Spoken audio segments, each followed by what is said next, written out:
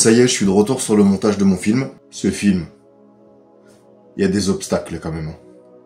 Si vous vous lancez dans la production d'un film, spécialement un long métrage, attendez-vous à suer un peu et à perdre un peu de cheveux. C'est hyper dur.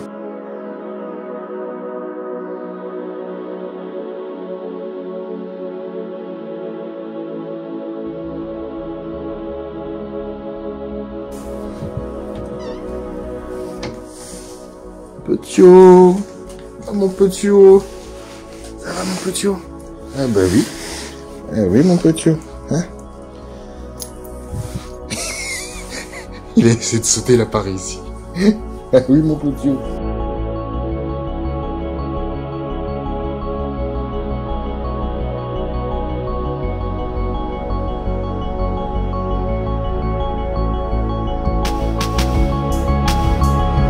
Un truc à ne jamais faire avec le son, ne le laissez pas tourner pendant toute une matinée. Ce qu'il s'est passé, pourquoi j'ai un problème de son, c'est parce que l'ingé son s'est amusé à laisser tourner le HF toute une matinée.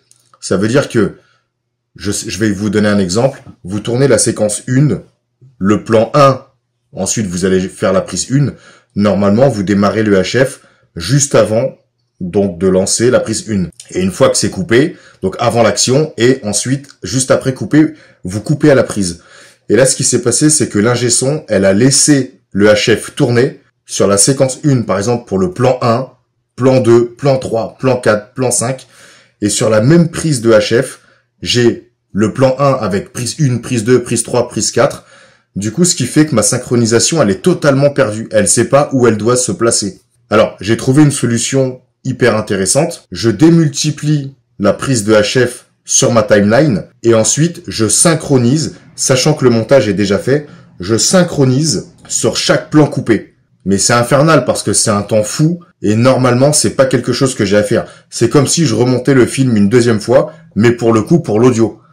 Donc c'est double charge de travail, c'est énorme, ne faites surtout pas ça. Quand vous avez un HF ou une perche, démarrez le son juste avant une prise et coupez le son juste après la prise.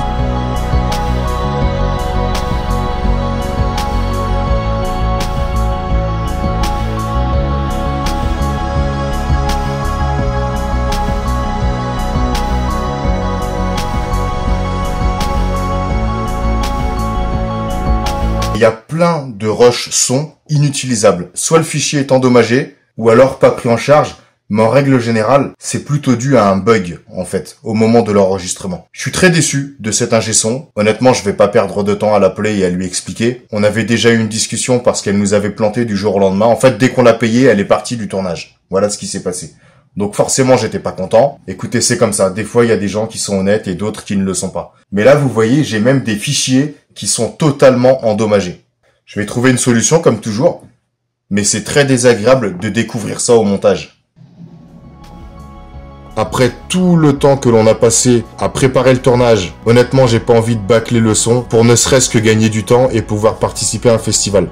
On a effectivement un festival en tête, mais la vérité c'est qu'il est hors de question que j'envoie ce film avec un son dégueulasse. Et ne serait-ce que pour le travail de tout le monde. L'investissement de chacun, comédienne, comédien, technicien, je me dois de leur donner un son très correct pour le film.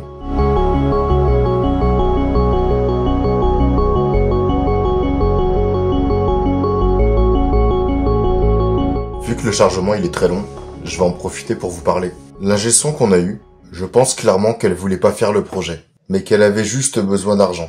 Mais honnêtement, quand vous voulez pas faire un projet, ne le faites pas. Il y a plein de gens qui s'impliquent derrière. Les répétitions, ça demande du temps. Le temps que l'on met à trouver des lieux sur un long métrage, c'est énorme. On paie des gens aussi. Et en fait, le son c'est hyper important sur un film. Alors heureusement, je suis très fier de notre stagiaire qui du coup a récupéré le bébé et s'en est extrêmement bien sorti en sachant que ce n'était qu'un stagiaire. Il a été exceptionnel. Mais du coup, en fait, vraiment refusé, en fait. Surtout que nous, on avait plusieurs opportunités. On avait d'autres ingé son. On nous l'a recommandé chaudement. Il se trouve que j'en veux pas du tout à mes amis qui ont déjà travaillé avec elle. Je ne doute pas que ça s'est très bien passé, sinon ils ne me l'auraient pas conseillé. Mais vraiment, ne venez pas. Parce que derrière, vous mettez en péril tout un projet. Nous, c'est un projet dans lequel on croit beaucoup avec mes partenaires. Vous voulez pas faire un projet, ne le faites pas.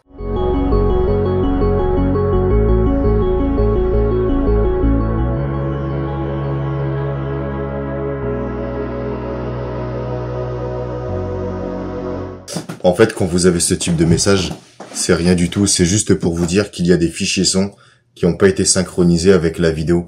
Mais c'est normal parce que là, par exemple, dans notre cas précis, ce qu'il se passe, c'est que vu qu'il y a plusieurs prises sur une bande son, du coup, le logiciel, il sait pas où synchroniser, sur quelle vidéo se baser, donc du coup, ça va vous noter un message d'erreur. Et là, maintenant, je vais vraiment tout caler sur la timeline. Tout resynchroniser sur la timeline. Et normalement, ça devrait le faire. Ça va être un peu long, mais ça devrait le faire. Il est 6h30. J'arrive plus à dormir. Je pense que c'est parce que je pense trop à mon montage. Je vais me réveiller. Et je vais retourner sur mon montage. Je vais manger une brioche faite maison. C'est ma mère qui l'a faite.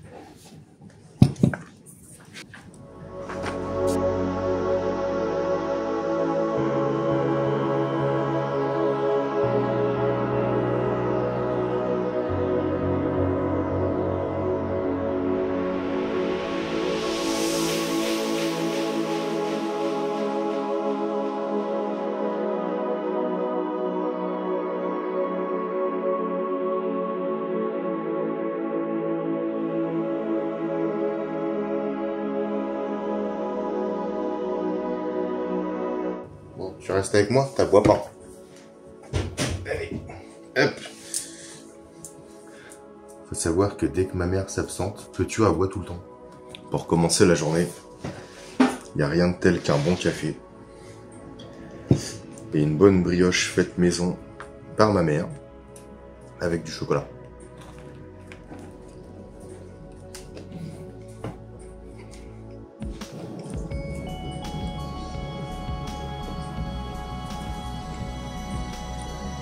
La brioche, elle est super bonne. Franchement, c'est super bon.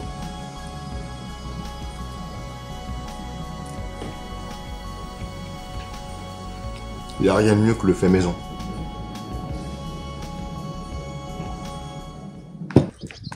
Ah bah il est là. Je viens de le laisser. Ah, Il est partout lui. on va faire un potager. Voilà, alors Potio, faut savoir qu'il peut pas rester tout seul parce que sinon il s'ennuie. Allez, on ferme la beauté. C'est simple, si vous le laissez tout seul, il pleure tout le temps. Potio, faut savoir qu'il a une maison là, mais en fait il y va jamais. Il préfère dormir quand même au chaud à l'intérieur de la maison. Je pisse là-dessus, c'est bien. Ouais. Hein, Aucun respect, hein. il va se mettre là-dedans.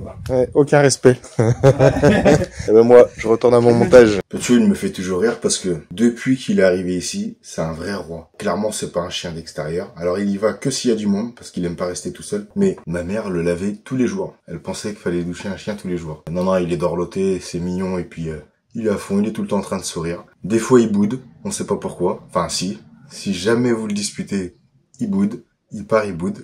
Ça doit être un truc de teckel, je sais pas. Mais il est marrant quand il boude parce que on voit bien qu'il boude. Il vous regarde bizarrement. Mais vraiment, il est dans son truc. C'est bizarre. Et après, il revient. Vous lui donnez un petit truc à manger, il revient direct. Un chien, c'est un gosse. N'abandonnez pas les animaux. Parce qu'ils vous donnent tout leur amour. Et la moindre des choses, c'est de leur donner en retour. Et si vraiment, parce que des fois ça peut arriver, vous avez des complications dans la vie, au moins, allez dans un centre d'accueil. Mais ne les abandonnez pas dans la rue. Ça déchire le cœur, les pauvres ils sont tout seuls, livrés à eux-mêmes. Parfois ils rencontrent des gros chiens dehors, d'autres dangers. Et ça leur fait peur, parce qu'ils sont comme nous, ils ont des sentiments. Allez dans des refuges qui sont dédiés pour ça. Mais surtout, parce que le but c'est pas d'en arriver au refuge. Réfléchissez avant d'adopter un animal. Parce que c'est un engagement de toute une vie. Donc réfléchissez.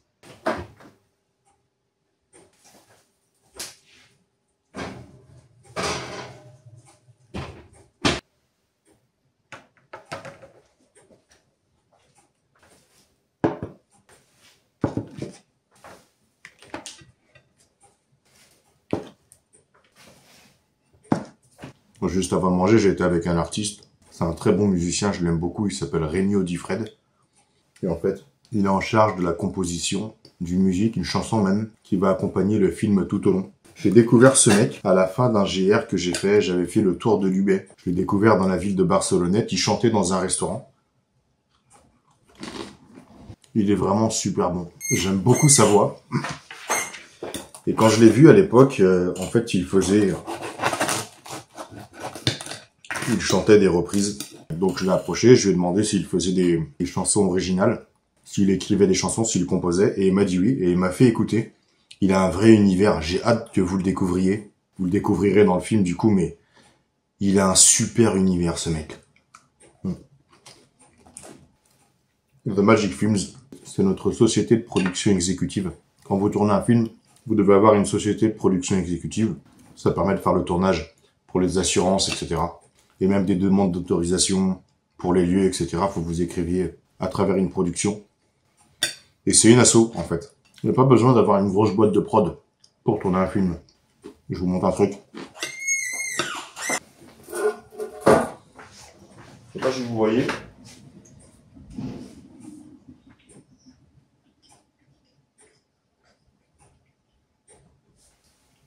Two Million Bois. C'est le titre du film sur lequel je travaille actuellement. Two Million Bois. Je me tape des barres de rire à n'en plus finir. Mais c'est hyper marrant. Franchement, c'est pas parce que je l'ai écrit. Mais c'est vraiment marrant.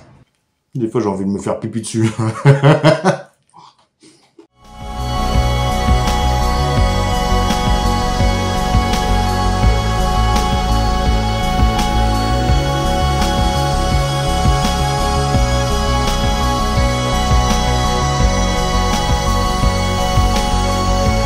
J'ai hâte d'écouter ce que Rémi Audifred, le compositeur de musique, va me concocter parce que quand on était au téléphone là tout à l'heure, eh bien, il s'est beaucoup intéressé à la psychologie des personnages et à l'histoire du coup du film. J'ai beaucoup apprécié.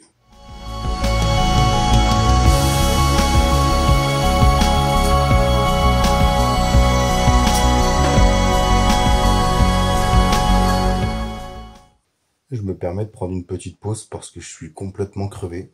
Il est 22h40 et du coup, on va se reposer un peu. Il y a une musique que j'aime bien quand je me repose. Et je la mets tout le temps ce temps-ci, je sais pas pourquoi. The Night We Met. J'aime beaucoup cette musique.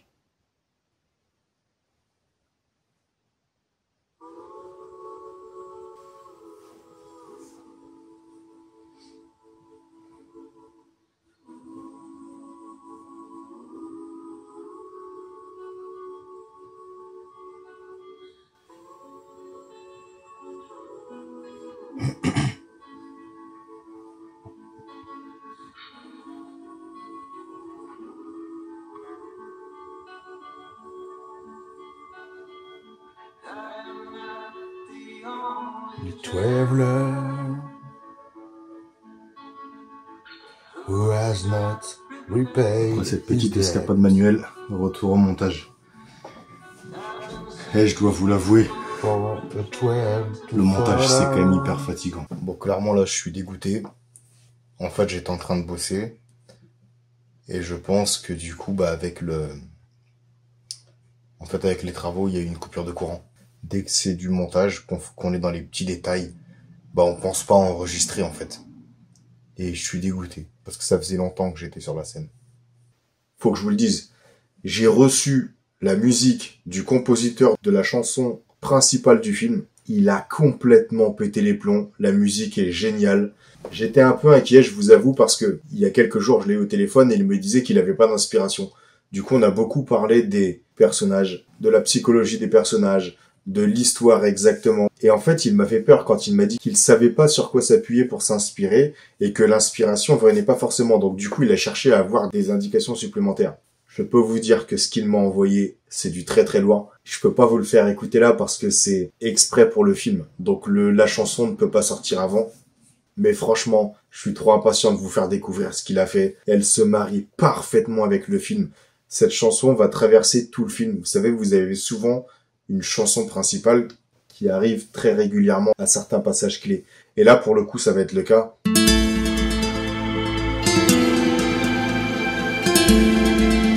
Et voici la dernière modif du film.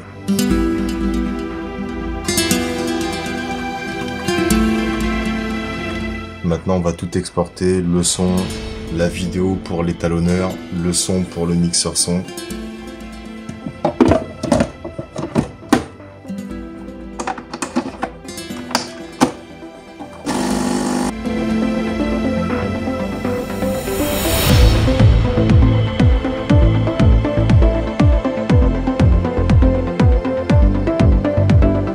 me souviens lors de mon premier long métrage, j'avais pas spécialement su comment apprécier les retours une fois le film sorti.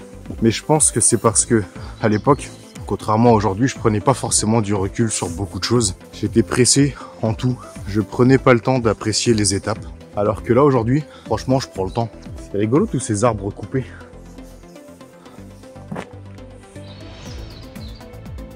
Il y a juste un truc à la campagne qui peut faire flipper. C'est les chiens. Des fois, vous arrivez à des endroits et en fait, il y a des chiens. Le portail n'est pas fermé. Ça fait archi flipper. Moi, ça m'a toujours fait flipper. C'est génial ce soleil. Apparemment, à Paris, là, ce temps-ci, ils ont eu des grosses tempêtes. Surtout dans le nord de Paris, apparemment des grêlons. Il y a des maisons qui ont été ravagées, dont une. Il y a carrément une façade qui s'est effondrée. La dame est décédée dedans. Dans un torrent de boue, c'est fou. C'est là où on se dit quand même qu'il faut faire attention à la nature. On a vraiment démoli beaucoup de choses. Je dis on parce que je parle des humains en général. Bien entendu qu'il y a des gens qui sont sensibles à la cause et qui font les efforts qu'il faut. Et donc je les pointe pas du doigt, mais c'est juste pour parler des humains en général. Purée, non mais regardez, faut que je vous offre cette vue là.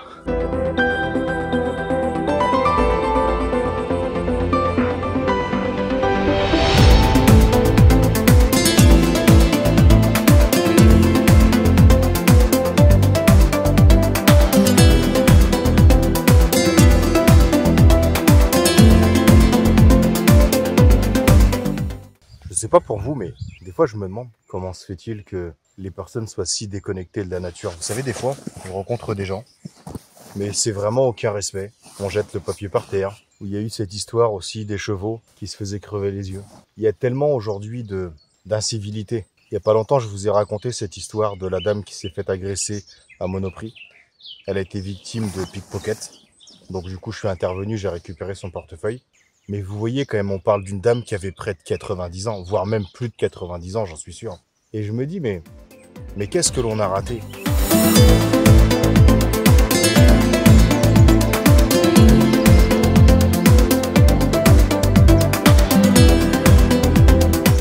Anyway, je souhaite à tout le monde de découvrir la nature et de la voir de la manière dont je la regarde. Il y a tellement de jolies choses. Des fois, quand je reste dans les champs comme ça, parce que j'aime bien faire ça, je fais ça tout le temps. Chaque fois que je suis en Bretagne, je le fais. Je passe des après-midi. Là, je mets pas le manteau par terre parce qu'il a plu hier, en fait. Donc, du coup, c'est un peu trempé, mais le jean, je m'en fiche. Mais des fois, quand vous restez longtemps comme ça, vous pouvez voir des biches ou des chevreuils. C'est impressionnant. Ils passent pas forcément loin. Hein. Ils sont méfiants, bien sûr, mais ils passent pas forcément loin. Je crois qu'ils sentent, en vérité, quand vous êtes méchant ou si vous êtes un chasseur. Merci de regarder mes vidéos.